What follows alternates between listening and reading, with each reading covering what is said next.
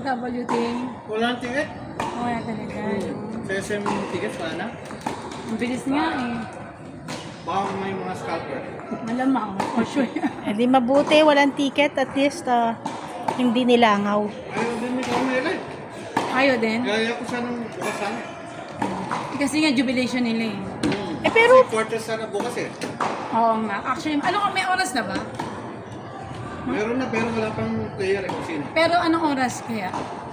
Sige, patingin nga kasi Parang alas na siya nakita ko sa ano. maipupulot Oh. ko si Kiara eh. late na pala eh. Pwede pa yun, kahit na may jubilation. Oo naman, minsan lang. Kailangan parang magsigat. Pero baka gabi yan. Parang maganda pag game paggabi na. Nakapanood na ba kayo? Di ba? Hindi pa nga, ito nga. Madilim siya sa ano eh. Ewan ko sa personal. Ayun nga, madilim sa video, no? Madilim sa video Ah, eh. sabi ko, Pero maganda yung court maganda yung lighting sa Hindi, yun personal. yung comment nila. Hindi daw maganda. Oo, hindi kasi maganda may sa shadow TV. daw. Oo. May shadow daw yung player. kaya ba sabi namin, baka sa Pero, nakita mo nga yung talaga yung shadow. Maluti. Sa Bulacan. Ayun, alam mo yung mga Sponsor comment kasi eh. yun eh. Oo nga, ba't ito parang ang konti lang ng sponsors? Saka ang ganda ng ano, nang nagko-cover. Talagang, Well lighted kasi, CSA kasi yun eh.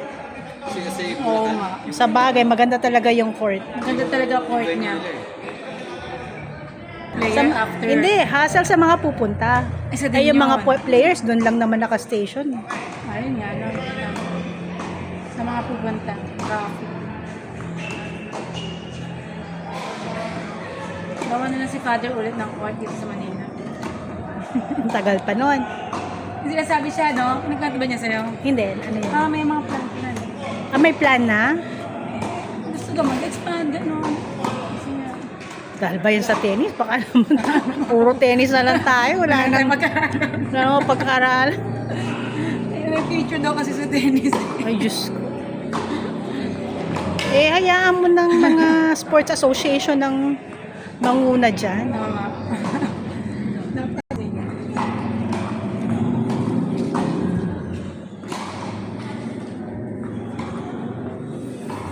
Parang in-announce din na kung sino gusto mag-franchise sa Cebu. Yan. Ganyan, mag-WTA sa Cebu. Dumami lang.